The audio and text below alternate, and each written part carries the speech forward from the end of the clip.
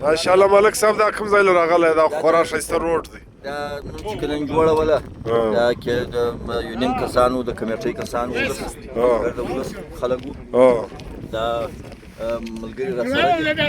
خان د میرویس دی او افغان دی او مېلمانه دي او کبلا د ماشټر اعظم صاحب دی ټیک موږ د سیشن کار په سر باندې او دا ستا شاته پر یوه غره ډېره واوره معلومه چې دا د کند شاده دا د کند شاده نو واقعي ډېره ښایسته لاره دا لاره به ښکاره کړو